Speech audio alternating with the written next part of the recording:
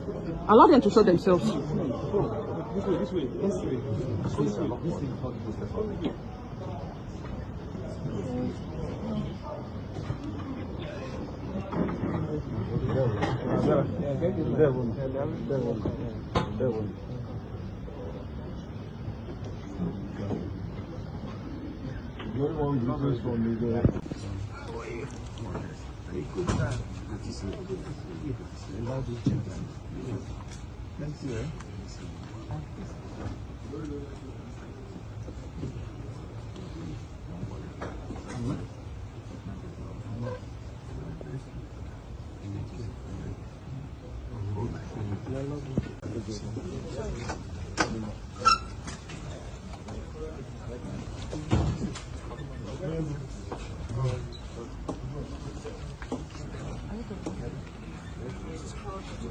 How are you? Fine, thank you. How are you doing? Very well, thank you. You have finally gotten a new judge to handle your case. How do you feel about that? Great, I suppose. Yes. So what are your expectations from today's proceedings? Is that justice will be done, of course, in accordance with the rule of law. That's what I'm expecting. Thank you very much. Thank you very much. That's my daughter. Take advantage of my daughter.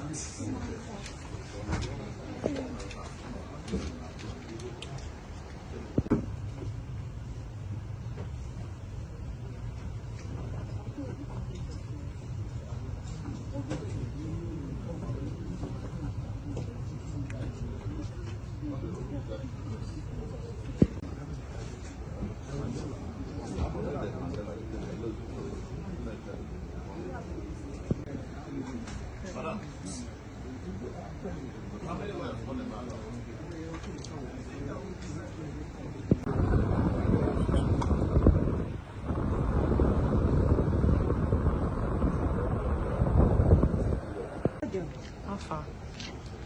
Let's see if I want to turn my brain this morning. You expected me.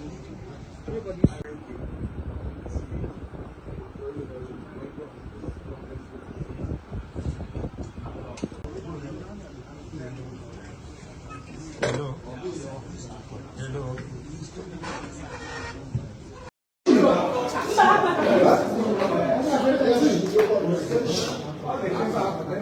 This is not a Russian hand.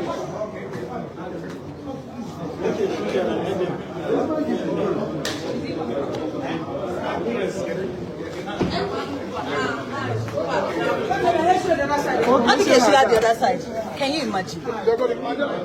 Mandela.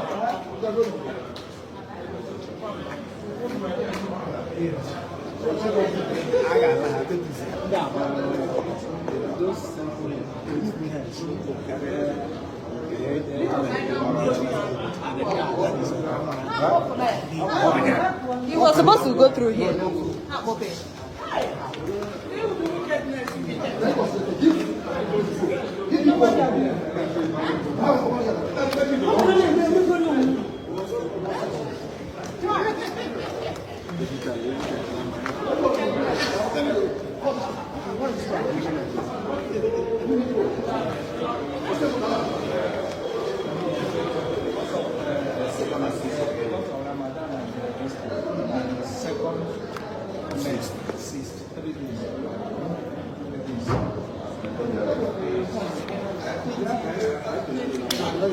You came late.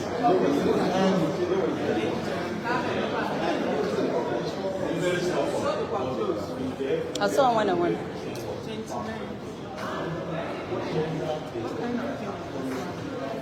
They won't even let us see him. He was supposed to come through here. We came here, they moved him through the other side. They moved him to here. He was supposed to come through here and I leave the court through here. So when the judge left, we were supposed to enter, they wouldn't let us enter. Now he was supposed to come out through here. Because we rushed here, they had to take another way. I think he has left now, we didn't even see him. He has left.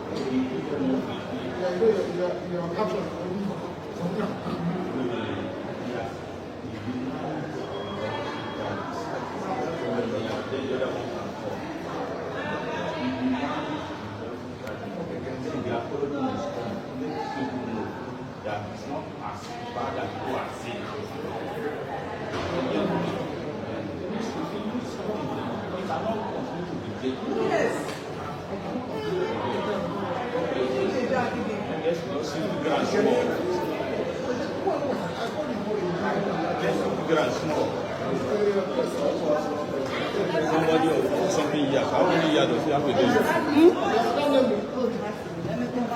When you hear Kayode, what about Kayode regime? I like that. Okay, is it the Kayode? What Good to about see Kayode you. regime? When I can't stand the Radio Nigerian regime. Okay, good to see you. I like that Jojo. He read everything from A to Z. And when he was Were you talking, inside? I was inside. When he was talking, he said he discovered that Kanu was 40 when he was arrested. Okay, MK, let's go outside and 10 years. Maybe that is not 50 something. Then no, yeah. Yes, something was wrong.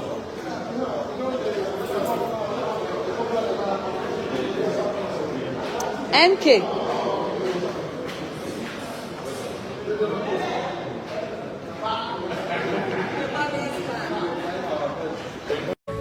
He's sitting in jail as we speak today. And I would really be delighted, and my job would be done, if a great number of you said, why haven't I heard about this before? Why isn't everyone talking about this? Why is this something that seems to only concern the Igbo people? Why don't we know about this injustice? Because I submit to you, there is no greater injustice right now on this planet than the continued unlawful incarceration of Nnamdi Kanu. Now, it's easy to say unlawful, and I'm a lawyer and I often say it. But in this case, we have not one, not two, but three separate panels, judicial panels, that have said his arrest, his rendition, and his continued incarceration are absolutely illegal. Not because it's not a good idea, not because we don't like it, not because he's the leader of our people or a leader of people that we favor. The Nigerian courts applying Nigerian law made that determination not once, but twice. You have two court judgments, it's so obvious, that said he must be released immediately, he must be returned to his place of citizenship, which is Britain, and he must be paid 1 billion naira. Or 500,000 naira, depending on the court. The United Nations has looked at this case and determined that there are rampant, gross human rights violations, and they demand the immediate release. So Mazi Nnamdi Kanu represents, just as Nelson Mandela represented his people, Mazi Nnamdi Kanu represents over 50% more people, 42 million as opposed to 28 million. So how can we not move mountains, do everything in our power possible as human beings to free Nnamdi Kanu? It's fundamental. They are friends. Yes, he said that is his own opinion anyway, but at the same time, it is not a friendly issue. We are not friends, we are brothers. We are brothers. Israel and Biafra is brothers. Because if you go to the axis of the word of God, the Biafra means, that is the Igbo. Igbo means Ndigbo. Ndigbo means ancient people is in the English aspect of it. And let me tell you, we, the Biafrans, are the generation of sects. That is why we are called Ndigbo, that is ancient people. You know, and the sect happened to be the third son of Adam, the first man that was created by God. And the young man said he traveled to a certain place in his journey of life with his kingdom. There he ended, you know, when Seth ended the era of Seth, it's like everything now ended there. God now decided to raise another generation, another kingdom, and which he started with faith. The journey is the journey I call the journey of faith. And that journey of faith started in the book of Genesis chapter 11. And that Genesis chapter 11 is when Terah, the father of Abraham, began a journey down to where? To Canaan, which at the end of the day, he ended up in Haran. There he died at the age of 205. Unfulfilled journey, which God doesn't want that journey like that to end, doesn't want Abraham to end just like his father. In Genesis chapter 12, the Bible says, and the Lord asked Abraham, leave your father's house, leave your generation, leave your country, and go to a country where I, the Lord, choose for you. Unknown destination. That was how Abraham started. That is why I call it the journey of faith. I'm sorry to cut you short. That is the current Israel today. Yes, it is in 4 minutes now. Let's allow our viewers to see the video of this Israeli person. I'm talking about the big person in Israel, talking about how Israel and Biafra are friends and how they will never abandon Biafra. Listen to that video and they will come back and continue our conversation. Now after listening to the video, like I said, in the next after under 4 minutes, we will show you the rally that is being held in Israel for Biafra. That's after 8 minutes. You have to do this. After seeing the video, what can you say about the relationship between Biafra and Israel? Now, as I was saying, if you go to the Genesis, I believe that I stand to be corrected anyway, but Genesis chapter 4 verse 25, go and read it from there. That is the Genesis of Biafra said. And now when God started in Genesis chapter 12, which I quoted before, and I said he started the journey which is Israel today. The Israel today is faith. Do you understand? Israel today you are talking about is faith.